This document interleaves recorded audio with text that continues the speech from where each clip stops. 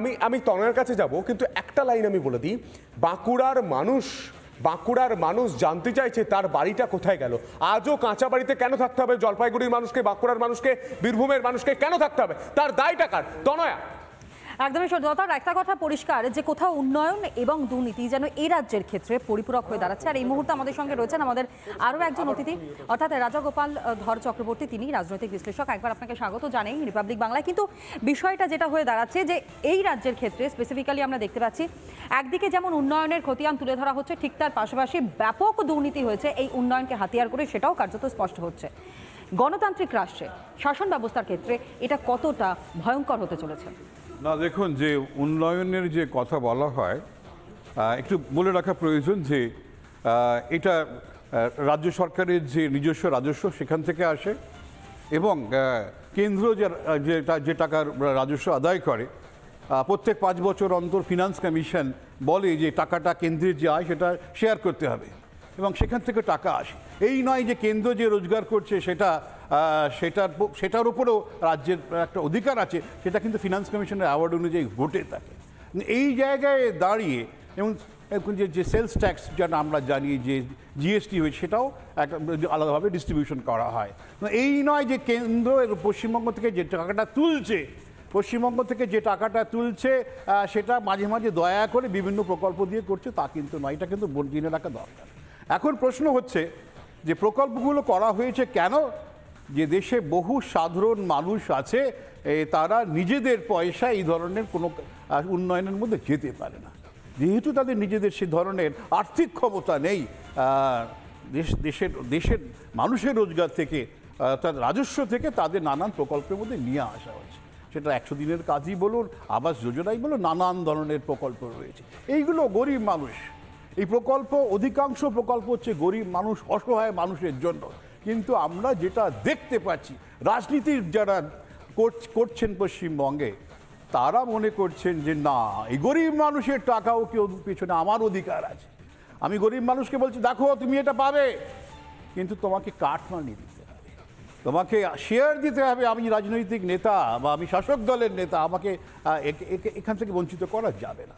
এবং দেখা যাচ্ছে যে টাকাটা সাধারণ মানুষের পাওয়ার কথা, একটা বড় অংশ, আমরা জানি রাজীব গান্ধী বলেছিলেন যে দেশে যে উন্নয়ন হয় তার 25% সাধারণ মানুষের কাছে যায় না, 75% বেরিয়ে যায়। এবং পশ্চিমবঙ্গে আমরা দেখতে পাচ্ছি যে শাসক দলে যারা রয়েছেন তারা কিভাবে সাধারণ মানুষের টাকাটা আত্মসাৎ করছেন। এবং যেটা আপনি বলতে চাইছেন, ও এক্স্যাক্ট, তারা মনে করছে যে আমি মানুষের জন্য কাজ করছি, এবং এই যে মানুষের যে টাকা, সে টাকাটা আমি নেব। এই যে বাঁকুড়াতে স্বর্ণালী যে দেখাচ্ছিল, গরিব মানুষ বলছে তারা জল পায়নি, তারা বাসস্থান পায়নি।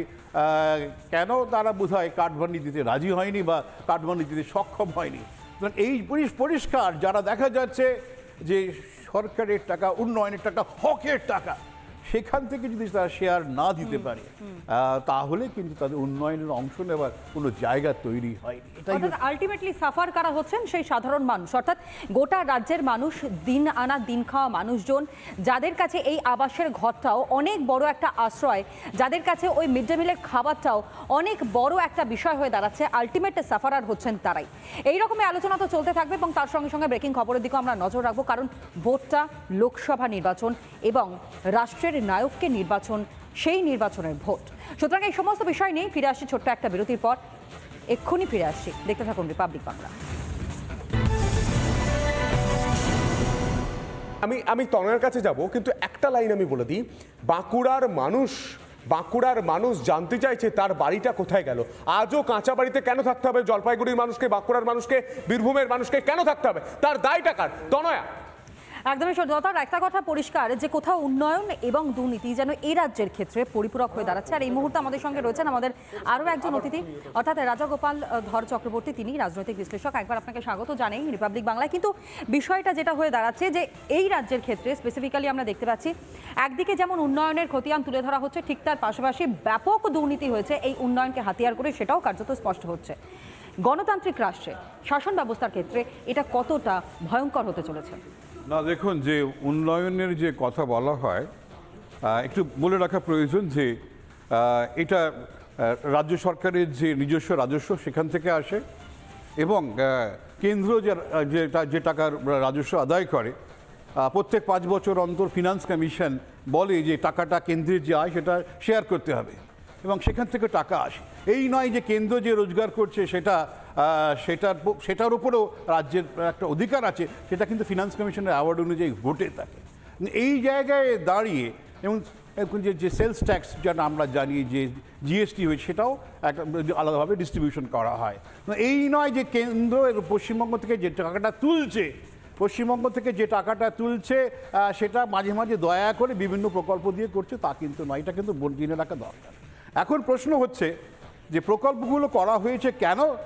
যে দেশে বহু সাধারণ মানুষ আছে তারা নিজেদের পয়সা এই ধরনের কোনো উন্নয়নের মধ্যে যেতে পারে না, যেহেতু তাদের নিজেদের সে ধরনের আর্থিক ক্ষমতা নেই। দেশের মানুষের রোজগার থেকে তার রাজস্ব থেকে তাদের নানান প্রকল্পের মধ্যে নিয়ে আসা হয়েছে। সেটা 100 দিনের কাজই বলুন, আবাস যোজনাই বলুন, নানান ধরনের প্রকল্প রয়েছে। এইগুলো গরিব মানুষ, এই প্রকল্প অধিকাংশ প্রকল্প হচ্ছে গরিব মানুষ, অসহায় মানুষের জন্য। কিন্তু আমরা যেটা দেখতে পাচ্ছি, রাজনীতির যারা করছেন পশ্চিমবঙ্গে তারা মনে করছেন যে না, এই গরিব মানুষের টাকাও কেউ পেছনে আমার অধিকার আছে।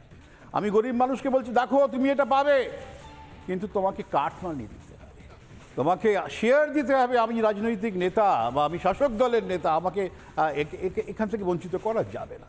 এবং দেখা যাচ্ছে যে টাকাটা সাধারণ মানুষের পাওয়ার কথা একটা বড় অংশ, আমরা জানি রাজীব গান্ধী বলেছিলেন যে দেশে যে উন্নয়ন হয় তার 25% সাধারণ মানুষের কাছে যায় না, 75% বেরিয়ে যায়। এবং পশ্চিমবঙ্গে আমরা দেখতে পাচ্ছি যে শাসক দলে যারা রয়েছেন তারা কিভাবে সাধারণ মানুষের টাকাটা আত্মসাৎ করছেন। এবং যেটা আপনি বলতে চাইছেন ও এক্স্যাক্ট, তারা মনে করছে যে আমি মানুষের জন্য কাজ করছি এবং এই যে মানুষের যে টাকা সে টাকাটা আমি নেব। এই যে বাঁকুড়াতে স্বর্ণালী যে দেখাচ্ছিল, গরিব মানুষ বলছে তারা জল পায়নি, তারা বাসস্থান পায়নি, কেন? তারা বোধহয় কাঠমান্ডি দিতে রাজি হয়নি বা কাঠমান্ডি দিতে সক্ষম হয়নি।